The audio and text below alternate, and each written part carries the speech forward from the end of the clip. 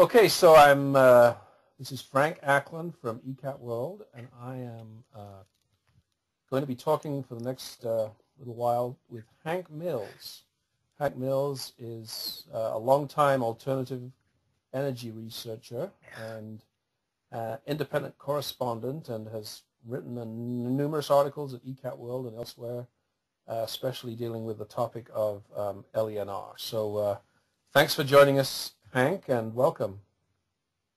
I'm glad to be here, Frank.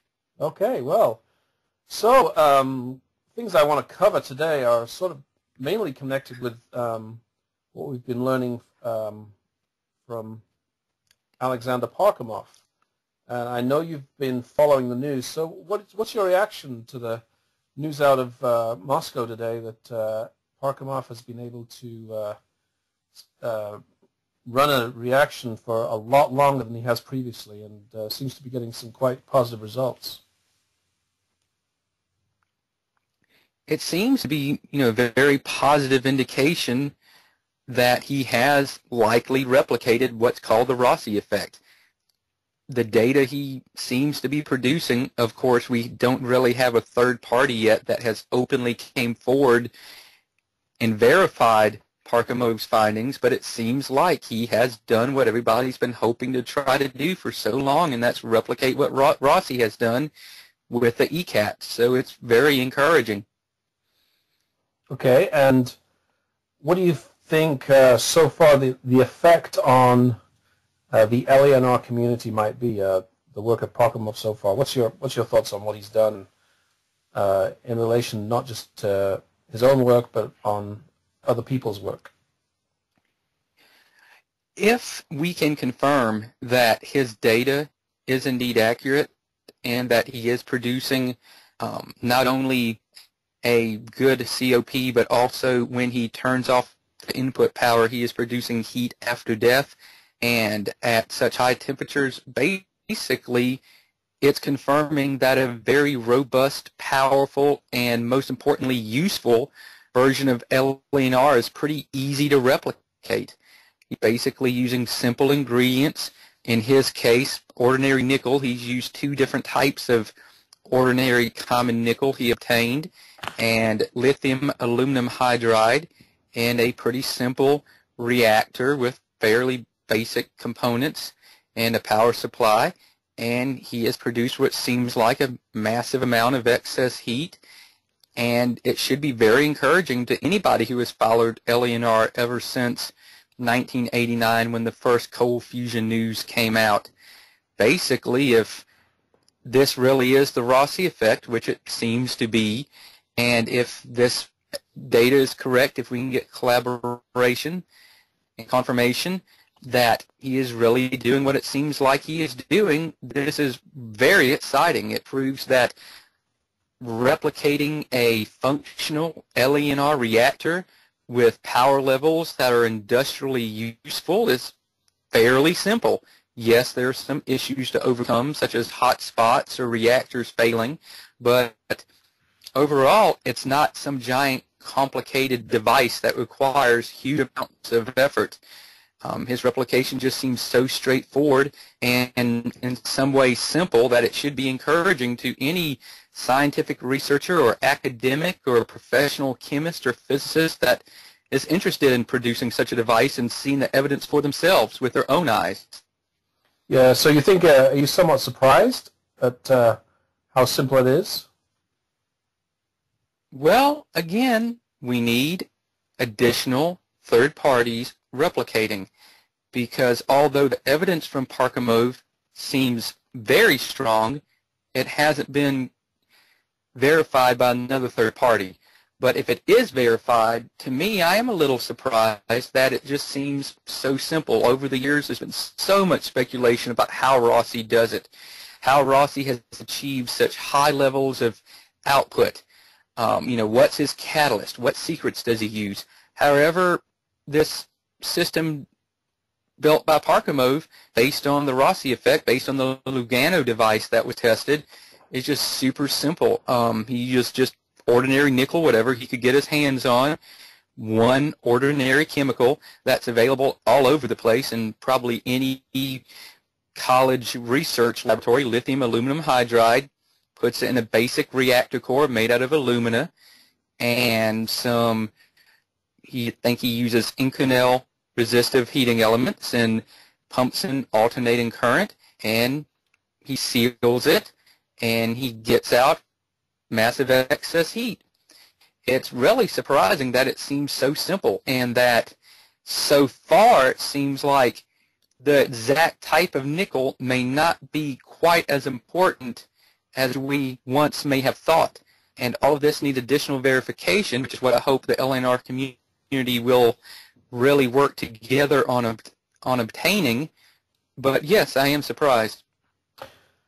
So do you think, would you say it's, if you presented this information to a, I don't know, let's talk about, go down to a local university and go into the physics department and say, here we are, look what Parkhomov has done. Do you think this is something you could use to sort of provide proof of the Rossi effect? It is proof of the Rossi effect to a certain degree. I think the evidence so far is strong. Parkhomov is a credible, legitimate, established physicist. He's not some armchair researcher. He's been in the physics world for a long time, and he's as professional as you can get. He's as credible as you can get. But at the same time, one person performing an experiment like this really is not enough to convince the world. I don't think it is quite enough to convince the scientific community as a whole that the Rossi effect is real and that the Rossi effect represents a revolutionary new source of clean and cheap energy for the world. I think we need many more third parties replicating the Rossi effect by building Parkhomov-style reactors and not just doing one test and not simply building something similar and putting their own input into it, incorporating their own ideas or hunches. They really need to strictly replicate what Parkhomov has done as close as possible using the same ingredients and replicate it. Once we get a half a dozen positive replications showing, high COP and most importantly, heat after death, Parkhomov was able in his first experiment to produce heat after death. Heat after death could be defined as excess heat or anomalous heat that takes place after the input power has been cut. In his first experiment, for 8 minutes after the resistor blew, so there was no input, the temperature remained constant at around 1200 degrees. And then it dropped like a rock after the heat after death ended. I think that if we can get more teams doing a series of tests to confirm the COP and confirm this heat after death, which is the most significant aspect of it, because if you have heat after death when there's no input, you eliminate so many variables. Instead of worrying about how you're measuring input or worrying about calorimetry or all the little technical details that can affect calorimetry, all you have is no input, massive output in the form of a glowing hot reactor staying approximately the same temperature or maybe even increasing for a period of time when it should have already cooled down by hundreds upon hundreds of degrees, maybe all the way down the room temperature. So I really think it's going to take many teams providing this evidence and providing enough data so that we can achieve a set of guidelines. So when we go to a university, when we go to a research laboratory, when we go to a professional organization or company that likes to research exotic technologies, we can say, here's a set of guidelines. If you use this type of nickel or this range of types of nickel of this size and you use lithium aluminum hydride and this range of reactor cores and provide this type of power, you will get this. Test it for yourself. Don't believe us.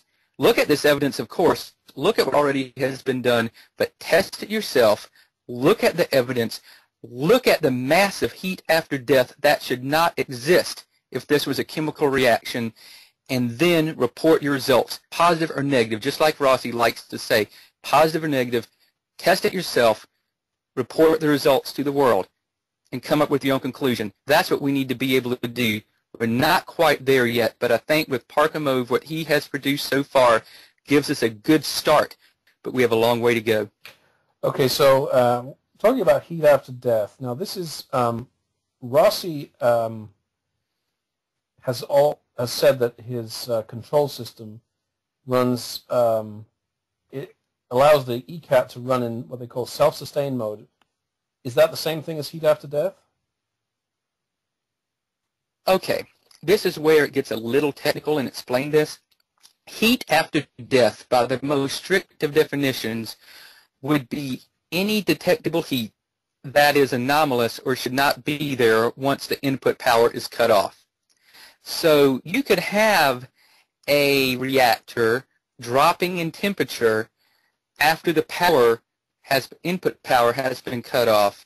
That is showing heat after death, because it may be cooling, but it may not be cooling as fast as it normally would if it was not fueled, if it had been a control run. However, what self-sustained mode means is that you turn off the power. Not only do you have some level of heat after death, and that the reactor is not cooling as quickly as it normally would if you did not have the fuel in the reactor, but is actually maintaining a constant temperature. It's not dropping. It is maintaining. It is self-sustaining itself somehow. The nuclear reactions are continuing at a constant level. That is really what's the holy grail of all this. That's what is really indisputable. That is the strongest evidence that we can accumulate to throw in the faces of the cynics and skeptics and naysayers that have been bashing and wrongfully mocking LNR researchers for 20 years. So there's a key difference there. Heat after death in any amount is good. Self-sustain is the holy grail. And I really believe in all these replication attempts, the number one focus needs to be not just achieving a high COP while there's input power, although that's good. We need to be looking for self-sustained operation after the power has been cut off. Rossi claims that with his latest 1 megawatt plant, the individual reactor cores can self-sustain for hours at a time. And Parkhomov, in his first test, his reactor self-sustained for approximately 8 minutes. And I think it would be great if we could set some type of unofficial goal to see who could be the first in the LNR community to replicate and build and test a Parkhomov-style reactor that could self-sustain maybe an hour. I think that would be more than long enough to rule out any chemical source of energy and to provide incontrovertible evidence in support of the fact this energy, this output energy coming from these reactors is purely nuclear in origin and not some bizarre chemical effect like the skeptics like to talk about. They love to go into how there could be hidden thermite or some hidden gasoline or some hidden exotic fuel crammed into the reactor that could be supplying this excess energy, but the idea is absurd. But we need this evidence of heat after death, but even more so we need the evidence of self-sustain, because that is the strongest evidence we can obtain, and it will eliminate all these arguments about how we're measuring input and about calorimetry methods. It will eliminate all the talk about whether the steam is dry or not, whether water droplets are being carried away. It will eliminate all this junk that we've spent thousands of hours debating, and it will get to the focus of the matter that huge amounts of power is being produced with no input. Okay. You mentioned the cynics and the skeptics. I mean, they've been around for a long time, and expect they won't all disappear at once. But do you really think we need to worry about what they're saying? I mean, we've got this evidence in front of our eyes. What influence do you think skeptics could have at this point? The cynics and skeptics and naysayers and not all of them simply disbelieve, and believe isn't probably not the best term. Many of them probably know in their heads LNR does indeed exist and some of these systems do work and that the ECAT does indeed work. However, they like to mock and belittle and slander researchers like Andrea Rossi. And they like to put fear, uncertainty, and doubt, it's called FUD, into the minds of reporters and correspondents and news organizations. They have a major influence. I think that they are part of the reason the ECAT right now is not the biggest story on the mainstream news.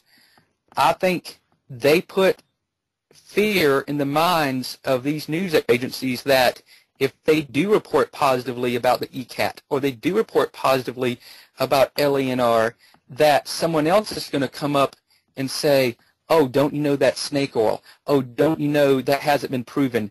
Oh, you're just making yourself look stupid by talking about pseudoscience. They put doubt in the minds of the people in the media, and if we can provide evidence so strong that it shuts them up, that will allow the media to be able to report without the fear in the back of their minds they're making themselves look silly, basically. That's my view on that. So how important do you think it is to make this breakthrough with the mainstream media, the mainstream science community? Why do you feel that's so important? I think it's very important. I think that if we don't convince the world that this phenomenon does indeed exist and does indeed work and is equally as valid as any other modern energy technology, let's say photovoltaics, solar panels, that development of this technology will be slow, it will take years, it will be a gradual trickle of progress as slowly more people realize, more scientists, more organizations, more commercial interests realize, hey, there is something here. However, if we can perform dozens of successful replications of Parkhomov, produce dozens of examples of massive heat after death, and most importantly, self-sustained mode, then we can get a major media representative or an extremely established, well-known mainstream scientist to go on the record, go on TV and say, this is real, this works, it's been tested, the evidence is overwhelming. Now we, as a planet, as a civilization, as a people, need to start figuring out how we can incorporate this technology into our civilization so we can never have an energy crisis again, so we can use this to better this planet. I just really feel that it's important that we push this issue, because if we can push this issue, make the whole world realize this technology is real, because remember, lots of people, even politicians, even mainstream scientists, unless the mainstream is saying that something is real, they won't believe it's real. The media holds that kind of power over the minds of not everybody, but over many. And if we can crack through that barrier, I think progress will accelerate much more quickly than if we stay on the fringe and just start meandering into the mainstream slowly here and there where we can find a path of least resistance. We need to make a splash, and the LENR community needs to come together and work together and produce the evidence we need and put our individual goals aside. People want something they can attach their name to. A lot of LENR researchers, I think, would like to make their own little discovery, but there's plenty of time for that. There's going to be decades for that. Right now, I think we need to come together under the common goal of proving that this Parkhomov technology, based on Rossi's technology, that's how he came up with the idea. All the credit really should go to Andrea Rossi. He's the one that originated this technology. He deserves the credit. Parkhomov just perhaps were one of the first researchers to really pull off a replication. And we need to come together with the goal of proving to the world this is absolutely real, and prove it by having dozens of replications. And we need to unite and make that our focus and not get off track by testing our individual ideas of what happens if we add this chemical, what happens if we add this extra fuel, or if we use some exotic type of heating method. No, we need to stick to what Parkhomov has done and replicate it so we can have solid evidence of this. Then once the world recognizes this is real, that LENR is real, that it represents a revolutionary new energy technology, then there will be more time than anybody can imagine for every kind of experiment to be done. But right now we need to start with the basics, which is replicating what Parkhomov has done and not getting off track and not letting their individual goals get in the way. Okay. The LENR community, we talk about that, and I even write about it. I don't know, what is the LENR community in your mind? I mean, people who visit blogs and chat online, there's the Martin Fleisch Memorial Group, Memorial Project, which is sort of a spearheading organization. Where do you see, do you feel like there is a need for any sort of formalization in the LENR community, or do you think things work fine, the way things are going right now? Well, in the broadest sense, I believe the LENR community represents the small, tiny percentage of the human population on this planet that recognizes LENR, or cold fusion, or there's other names for it, other acronyms, is indeed a reality and does indeed deserve to be researched and developed and commercialized for the benefit of everyone on this planet. And there's many different types of members in the LENR community. There's bloggers. There's writers that just research and write about it. There's actual researchers. There's academics. There's actual physicists. Then there's industrialists and engineers like Andrea Rossi that are actually commercializing this technology and pushing it into industry so it can actually be used. There's a broad range of people involved.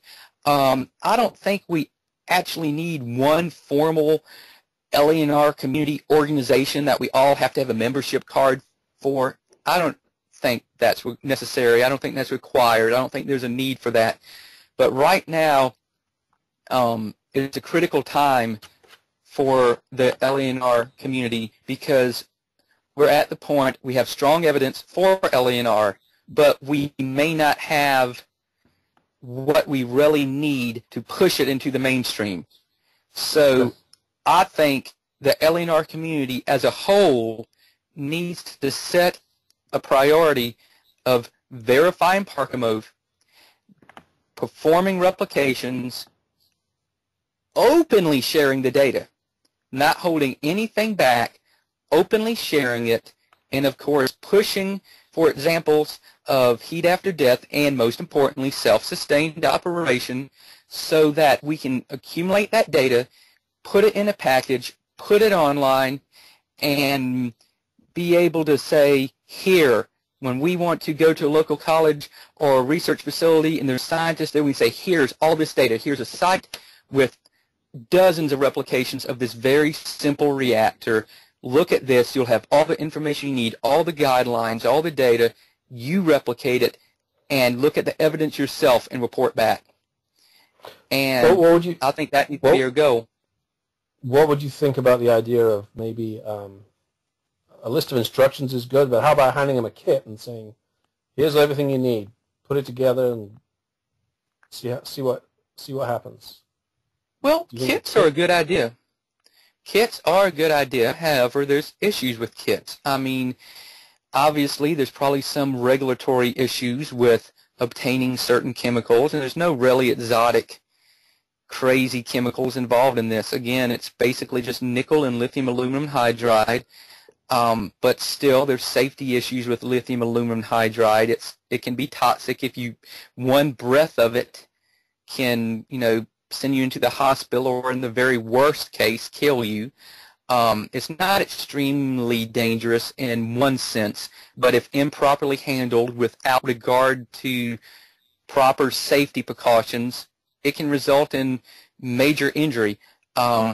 So kits are a good idea, but there's just issues that would have to be resolved. And there's organizations out there that probably could resolve the issues and safely deliver and transport the kits to appropriate scientific research establishments, universities, other types of labs, and that's a good thing. However, what's also a very good thing is the basic design for a Parkhomov system isn't incredibly complicated. Most universities would have most of what they need. I would say most universities or research labs would have nickel. They would have basically carbonyl nickel of a few microns in diameter. They would have lithium aluminum hydride. That's a very common chemical. I'm pretty sure most universities would have access to it. Then you need an alumina reactor core. If you don't have one, you can order them online. There's all different sizes of them. Then you need to choose a sealing method for it. You could use either some type of alumina cement, or you could go with different types of compression fittings to seal them.